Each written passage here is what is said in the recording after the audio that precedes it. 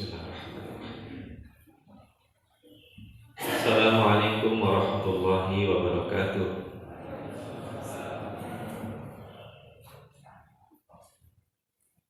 Innal hamdalillah nahmaduhu wa nasta'inuhu wa nastaghfiruh wa na'udzu billahi min syururi anfusina wa min sayyiati a'malina. May yahdihillahu fala mudilla lahu wa may yudlil fala hadiya lahu. Asyhadu an la ilaha illallah wahdahu la syarika lah wa asyhadu anna Muhammadan abduhu wa rasuluhu la nabiyya ba'dah. Allahumma shalli wa sallim wa barik ala nabiyyina Muhammad wa ala alihi wa sahbihi wa man tabi'ahum bi ihsanin ila yaumiddin. Bapak Ibu sekalian, jamaah majelis subuh yang insyaallah dirahmati oleh Allah Subhanahu wa taala. Alhamdulillah, segala puji kehadirat Allah Subhanahu wa taala atas limpahan nikmatnya kepada kita semua. Utamanya nikmat berupa iman serta Islam. Yang tentu dua nikmat tadi mesti senantiasa kita riaya. Karena dia adalah nikmat terbesar yang dengan bekal dua hal itulah maka manusia diperkenankan oleh Allah masuk ke dalam surganya. Karena itulah kita laksanakan ketaatan termasuk hari ini. Kita laksanakan salat subuh berjamaah dan juga dengan taklim. Dan insyaallah ini adalah bagian daripada kita memelihara keimanan kita kepada Allah Subhanahu wa taala, dan semoga kita diistiqomahkan di atas iman dan Islam tadi sampai saat yang menghadap Allah Subhanahu wa taala. Allahumma amin. Salam salam semoga senantiasa Allah limpah curahkan kepada uswah hasanah kita ya Nabi Muhammad sallallahu alaihi wasallam, ahlul bait beliau, sahabat-sahabat beliau dan seluruh pengikutnya sampai akhir zaman nanti. Bapak Ibu sekalian, hari-hari ini banyak diselenggarakan kegiatan untuk memperingati Maulid Nabi. Satu hal yang positif tentunya. Akan tetapi tentunya yang perlu kita bersama pahami bahwa sejatinya peringatan Maulid Nabi Muhammad SAW hendaknya seyogyanya bukan semata mengenang kelahiran beliau saja, bahwa beliau lahir di bulan Rabiul Awal, bukan semata itu. Akan tetapi esensi daripada memperingati kembali Maulid Nabi Muhammad SAW adalah sebagai bentuk kegembiraan kita karena Allah telah mengutus nabinya yang mulia kepada kita, yang dengan wasilah diutusnya Nabi Muhammad SAW maka Islam sampai kepada kita. Jadilah kita orang yang beriman hari ini, jadilah kita seorang muslim hari ini. Dan itu adalah nikmat yang besar, karena balasannya kelak adalah kebahagiaan yang abadi, yaitu di jannah surganya Allah. Maka di surah Yunus ayat yang ke-58 Allah berfirman, a'udzubillahi minasyaitonir rajim, qul bifadlillahi wa birahmatihi fabidzalika falyafrahu wa khairum mimma yajma'un. Katakanlah bifadlillah, dengan karunia atau fadilah dari Allah, wa birahmatihi, dan rahmat dari Allah, fabidzalika falyafrahu wa khairum mimma yajma'un, dan hendaklah mereka menyambutnya dengan senang dan gembira. Jadi ada dua hal yang mesti disambut dengan gembira. Kata Allah, falyafrahu, sambutlah dengan gembira segera. Apa dua hal itu? Yang pertama, bifadlillah, al-fadl. Ibnu Abbas radhiyallahu anhuma ketika menafsirkan al-fadl ini adalah ilmu, maka salah satu bentuk kegembiraan terhadap fadlullah, ilmunya Allah itu ngerawuhi majelis ta'lim seperti hari ini. Sampai oleh Nabi dikatakan bahwa majelis taklim itu adalah riyadul jannah, taman-taman surga yang Allah letakkan di bumi. Maka ketika kita menjumpainya, kata Nabi, farta'u, maka segeralah mampir dengan gembira. Kemudian yang kedua, apa yang mesti disambut dengan gembira? Wa bi rahmatihi, rahmat dari Allah. Ibnu Abbas juga ketika menafsirkan kalimat rahmah ini, beliau menyebutkan bahwa yang dimaksud adalah diutusnya Nabi Muhammad SAW ke tengah-tengah manusia. Karena di ayat yang lain Allah mengatakan, wa ma arsalnaka illa rahmatan lil alamin. Jadi Nabi SAW adalah rahmat. Maka tentunya karena perintah itu kita bergembira. Tentu kadar kegembiraan macam-macam. Sekedar senang dengan hadirnya Nabi, pokoknya maulid senang itu sudah bagian dari ibadah. Tapi tentu beda tingkatannya dengan yang lebih sempurna dari itu di dalam menyambutnya dengan gembira. Bahkan dalam Fathul Bari, Imam Ibnu Hajar al-Asqalani, muridnya Imam Al-Bukhari, menyebutkan bahwa Abu Lahab itu salah seorang pamannya Nabi, setiap hari Senin disebutkan mendapatkan keringanan siksa dari Allah di neraka karena beliau pada masa lahirnya Nabi SAW sedemikian gembira menyambut Nabi. Oke, gampangnya saat ini terus dipanitiani kelahirannya. Sampai masyhur di sejarah disebutkan Abu Lahab itu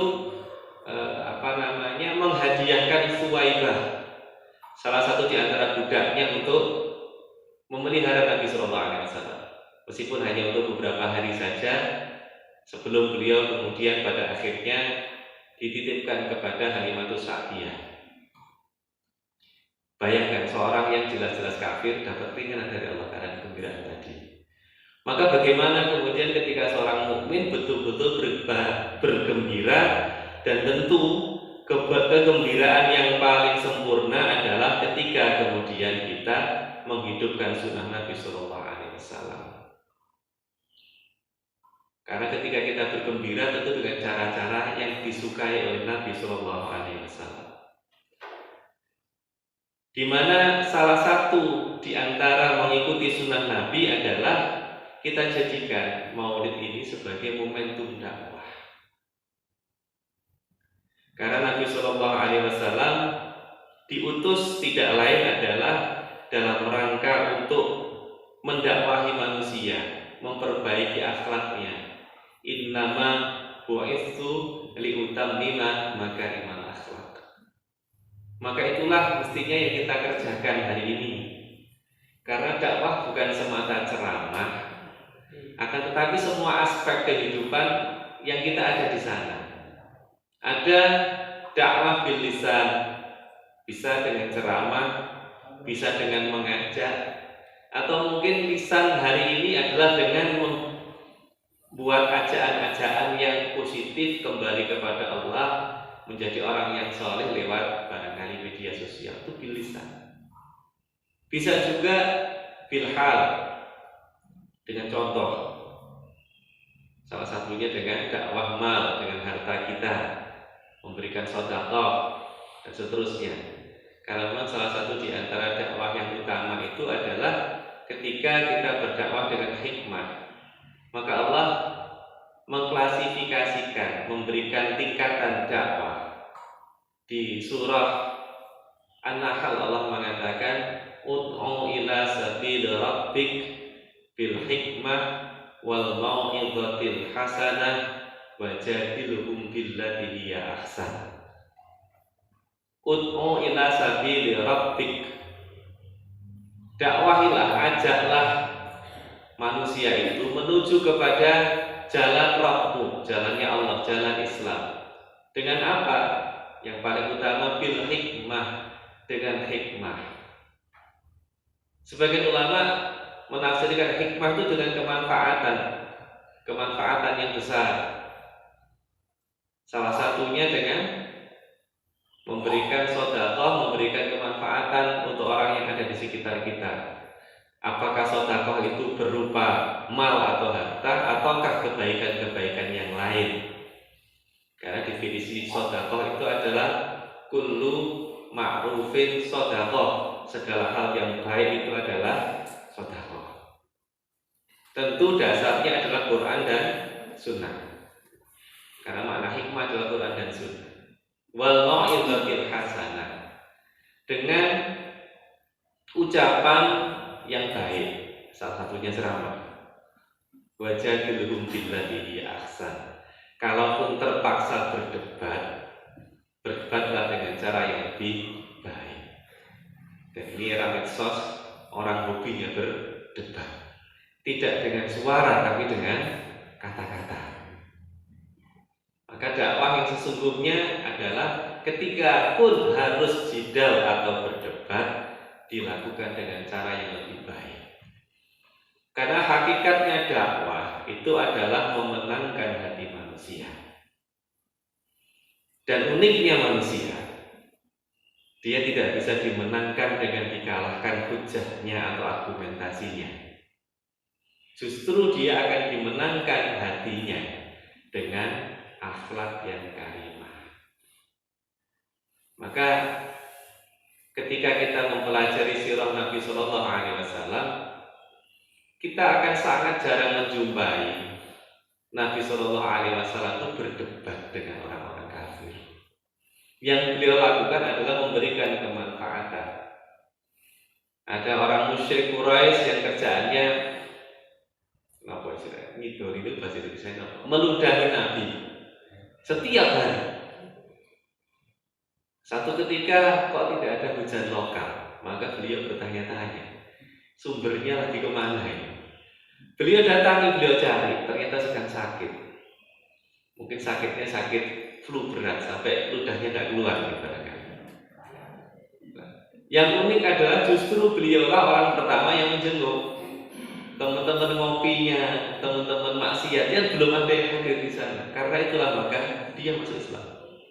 Dan masih banyak cerita yang lain. Jadi manusia itu uniknya adalah meskipun bahkan dia sadar dengan kesalahannya, dia tidak akan mau berubah ketika kita kalahkan argumentasinya. Banyak yang seperti itu. Justru akan mau merubah dirinya ketika diberikan contoh terbaik, mendapatkan kemanfaatan. Nek cara Jawa, wong Jawa niku nek dipangku mati. Kira-kira begitu. Dan ini sesungguhnya termasuk salah satu di antara motivasi utama kenapa kemudian hari-hari yang kita jadikan hari ini hari besar Islam, atau kalau dalam bahasa Qur'annya ayyamillah, itu diperingati. Di surah Ibrahim ayat yang kelima, jadi Allah berpesan kepada kita, walaqad arsalna Musa bi ayatina an akhrij qaumaka minadh dhulumati ilan nur wa dzakkirhum bi ayyamillah. Perintah ini memang kepada Nabi Musa, tapi ketika ada di Quran yang berlaku sampai yaumul kiamat. Allah menyampaikan walaqad arsalna Musa bi ayatina, dan sungguh kami telah mengutus Musa dengan ayat-ayat kami. Untuk apa? An akhrij qaumaka, maka keluarkanlah kaummu minadh dhulumati ilan nur, dari begitu banyak kegelapan, begitu banyak kesesatan, penyimpangan-penyimpangan, agama-agama yang salah, pemahaman-pemahaman yang menyimpang,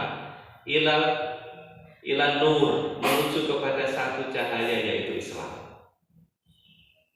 Dan ini insya Allah menjadi di ayat yang lain menjadi salah satu di antara ayat yang bisa jadi wirid yang kita baca setiap pagi dan petang.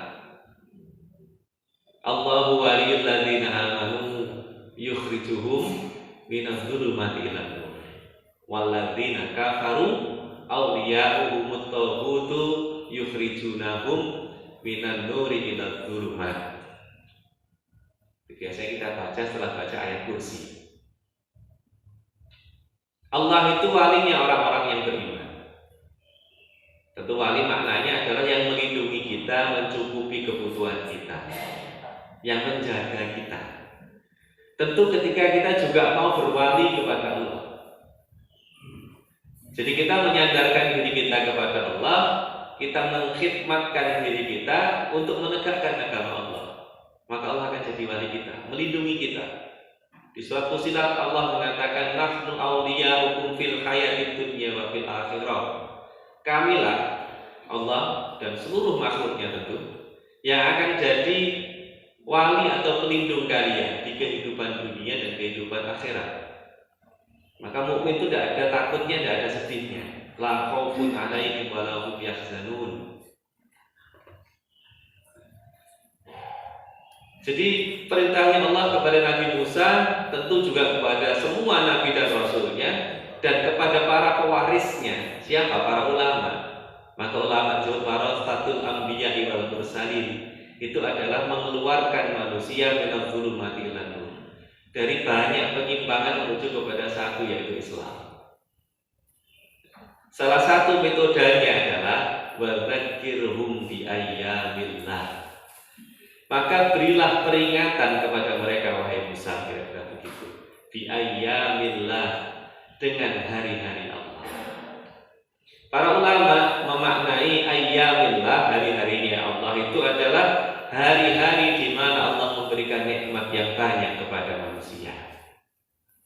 Tentu nikmat yang dimaksud di sini bentuknya bukan kenikmatan berupa materi yang umumnya dipahami manusia hari ini. Nikmat hanya bentuknya duit kan materi. Kalau bukan duit bukan nikmat. Padahal tentu yang dimaknai nikmat adalah sesuatu yang memberikan manfaat. Ila yaumil qiyamah, itu nikmat yang sempurna. Maka ayyamillah adalah saat di mana Allah menyelamatkan umat Islam. Nabi Adam diterima taubatnya. Nabi Musa diselamatkan dari Fir'aun bersama dengan Bani Israel. Dan tentu nikmat terbesar khususnya bagi kita umat akhir zaman ini adalah dilahirkannya, diutusnya Nabi Sallallahu Alaihi Wasallam.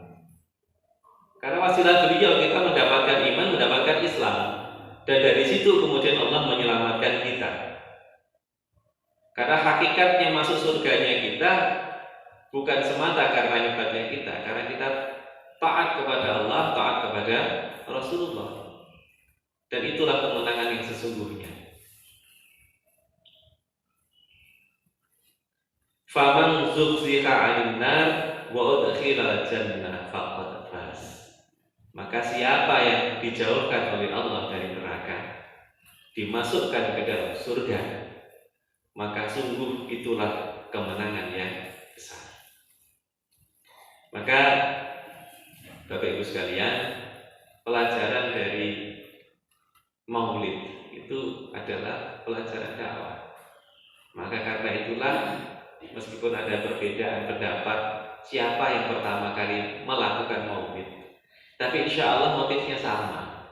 Sebagai apa? Tadzkirah wa dzakirhum bi ayyamillah. Yang masyhur menurut Ibnu Katsir adalah Shalahuddin Al-Ayyubi. Beliau mengusulkan kepada khalifahnya pada waktu itu Al-Mudzaffar. Supaya apa? Supaya bangkit kembali ikhirah keislaman umat Islam pada waktu itu. Mereka dakwah. Dan dakwahnya pada masa beliau adalah qital, perang. Karena sudah 100 tahun Al-Quds Palestina itu dikuasai orang-orang Kristen. 100 tahun.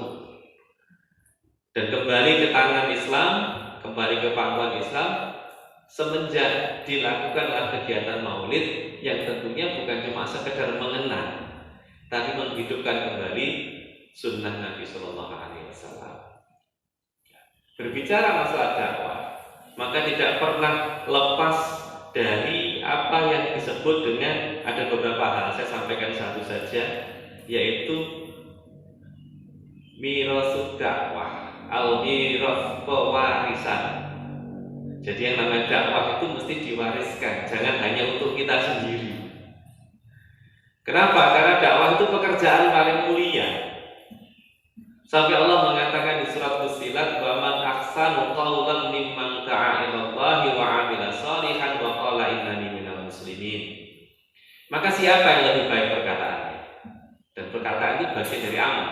Seolah-olah Allah mengatakan siapa yang lebih baik amalnya? Mimman da'a ila Allah. Dibandingkan orang yang mengajak menuju ke jalan Allah. Tentu dengan segala cara yang bisa kita kerjakan seperti kami sampaikan di depan tadi. Tidak harus dengan ceramah. Wa amila sholihan, tentu dia mesti juga beramal soleh. Karena amal soleh itu adalah salah satu di antara energi kita sehingga kita bisa istiqomah mengajak kepada kebaikan.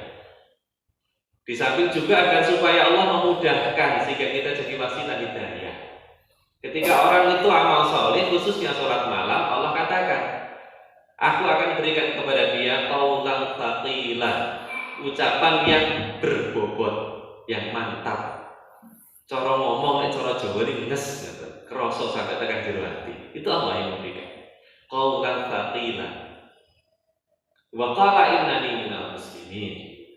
Menunjukkan identitasnya sebagai muslim. Mengatakan aku ini bagian dari orang-orang yang beriman, orang-orang Islam. Maka karena begitu besarnya fadilah dakwah, doa Nabi Ibrahim alaihissalam dan bicara Nabi Muhammad tidak pernah bisa dilepaskan dari Nabi Ibrahim alaihissalam. Karena manasik ibadah kita nyambung dengan beliau.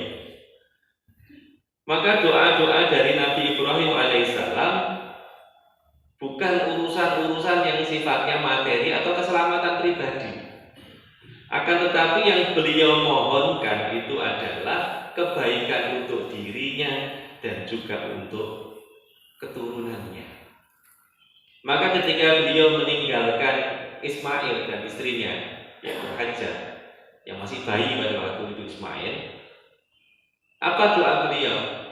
Setelah mendoakan, menyampaikan kepada Allah bahwa beliau tinggalkan anak keturunannya, keluarganya di Mekah yang tidak ada apa-apa, yang beliau minta kepada Allah adalah Rabbana liyuqimus shalah. Ya Allah, jadikanlah mereka itu orang yang mendirikan sholat. Padahal yang dibutuhkan makanan dan air, tapi yang dimohonkan adalah supaya mereka bisa istiqomah melakukan sholat. Dan kemudian di doa yang lain beliau berdoanya Rabbana waj'alna muslimaini laka wa min dzurriyyatina ummatan muslimatan lak. Ya Rabb kami, jadikanlah kami berdua, Adam dan istrinya, orang yang tunduk patuh kepada Engkau, seorang muslim. Dan jadikan pula anak cucu kami umat yang tunduk patuh juga kepada Engkau. Jadi muslim juga. Bahasanya di sini muslimatan laka. Saking pentingnya pewarisan kebaikan. Bahkan untuk seorang Ibrahim tidak cukup kebaikan, pewarisan nubuah atau kenabian. Maka kita amati dari dua anaknya diturunkanlah para nabi. Dari jalur Ishak begitu panjang sampai Nabi Isa alaihissalam. Dari jalurnya Ismail muncullah kemudian Nabi terakhir Khatamul Anbiya wal Mursalin, Nabi yang terbaik, bahkan makhluk terbaik khairul anam, yaitu Nabi Muhammad SAW. Itu juga atas dasar doanya Nabi Ibrahim alaihissalam. Beliau berdoa, Rabbana wab'ats fihim rasulan minhum yatlu alaihim ayatika wa yu'allimuhumul kitaba wal hikmah wa yuzakkihim innaka antal azizul hakim. Ya Rabb kami, utuslah kepada mereka. Ini ketika Nabi Ibrahim ada di Mekah, ketika Ismail kira-kira usia belasan, setelah mereka berdua mendirikan Ka'bah. Utuslah kepada mereka seorang rasul dari kalangan mereka sendiri yang akan membacakan kepada mereka ayat-ayat-Mu, mengajarkan kepada mereka isi kandungan kitab yaitu Quran serta hikmah kebijaksanaan dan membersihkan hati dan jiwa mereka dari syirik dan maksiat. Sesungguhnya Engkaulah yang Maha Kuasa lagi Maha Bijaksana. Kemudian kita melihat doa itu diijabah oleh Allah. Yang tentu harus jadi perhatian kita. Bahkan ketika doa itu disampaikan oleh seorang nabi yang disebut oleh Allah sebagai Khalilullah, Khalilnya Allah, yaitu Nabi Ibrahim, apakah serta-merta kemudian diijabah? Ternyata butuh waktu 4.000 sampai 5.000 tahun sampai doa itu dijawab oleh Allah. Maka pada saat itulah setelah 4.000 5.000 tahun diutuslah Nabi Sallallahu Alaihi Wasallam. Padahal Bapak Ibu sekalian, di ayat yang lain Allah menyebutkan, dan itu mesti menjadi perhatian kita, bahwa ketika kita melihat keturunan beliau menjadi orang-orang yang solid, bahkan menjadi para nabi, dan itu akan menjadi bekal yang terbaik untuk kita kelak di akhirat. Maka kita mesti memahami bahwa diijabahnya doa termasuk diberikannya dzurriyyah sholihah. Tentu salah satu modalnya adalah taat kepada Allah. Di surah Baqarah juga 124. Beberapa ayat sebelum tadi doa permintaan agar supaya dibangkitkan seorang nabi di Makkah, Allah menyebutkan begini. Wa idh tala Ibrahim rabbahu bi kalimatin fa'atammahun. Dan ingatlah ketika Ibrahim diuji oleh Allah. Ibtala, diberikan ibtila, diberikan ujian dari Rabb-nya di kalimatin dengan beberapa kalimat. Ulama mengatakan kalimat di sini tentu perintah dari Allah, termasuk ujian yang beliau hadapi sejak berurusan dengan Namrud sampai kemudian mesti meninggalkan keturunan di Mekah, dan bahkan setelah besar diperintahkan untuk menyembelih.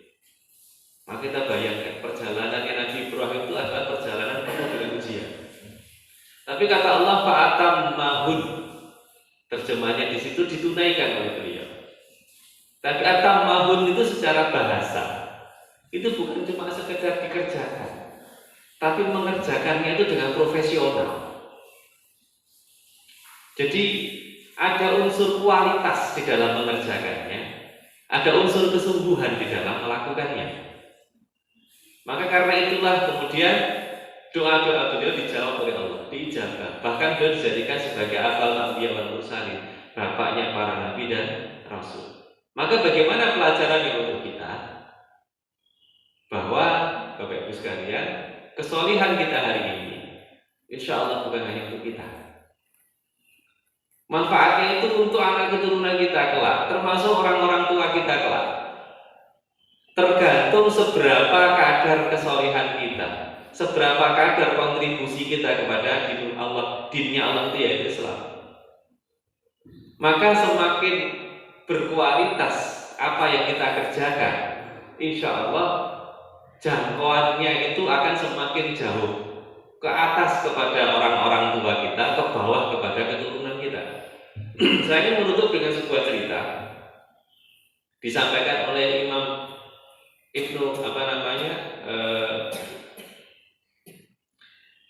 Hajar al-Asqalani di Fathul Bari juga. Suatu ketika Nabi Sallallahu Alaihi Wasallam sedang melakukan sholat, sudah akhir datang sahabat sowan. Setelah selesai sholat salam, Nabi tidak segera beranjak dari tempat sholatnya. Terlihat seperti ngobrol. Tentu tidak dengan sembarangan, yang diajak ngobrol temannya yaitu Jibril. Dan sahabat tadi paham ini sedang ada pertemuan dengan malaikat Jibril, meskipun tentu sahabat tidak bisa melihat, tapi beliau melihat tanda-tandanya. Maka beliau tidak segera mendekati Nabi, ditunggu sampai selesai. Setelah diskusi antara Nabi Muhammad dengan Jibril, di akhir pembicaraan Jibril itu bertanya kepada Nabi Sallallahu Alaihi Wasallam, ya Rasulullah, ya Muhammad, aku melihat sahabatmu itu menunggu engkau. Kenapa dia tidak mengucapkan salam? Maka Nabi kemudian bertanya, wahai Jibril, kenapa kau tanyakan itu? Kalau saja dia mengucap salam, maka kami para malaikat ini sesungguhnya sudah siap-siap untuk menjawab salamnya. Maka Rasulullah kemudian heran, apa keistimewaannya sahabat ini? Sampai para malaikat siap-siap untuk menjawab salamnya. Dan salam bukan cuma semata tahniyah atau ucapan, dia doa. Dan doanya siap dibalas dengan doa oleh sedemikian banyak malaikat. Maka Jibril mengatakan, sesungguhnya dia adalah salah satu di antara para sahabatmu, 80 orang sahabatmu yang bersabar dalam perang Hunain. Maka kesolehannya itulah kemudian Allah memberikan rahmat. Dia bersama dengan anak-anaknya dimasukkan ke dalam surga. Pertanyaannya, yang berjihad bapaknya, anaknya tidak ikut, bahkan mungkin ada yang belum lahir, tapi dijanjikan Allah masuk surga. Sahabat tadi namanya Harith bin Nu'man. Maka di Quran juga disebutkan, saya sering menyampaikan ayat ini, surah At-Tur ayat 21, mungkin nanti bisa dibuka di rumah. Walladzina amanu wattaba'athum dzurriyyatuhum biimanin alhaqna bihim dzurriyyatahum.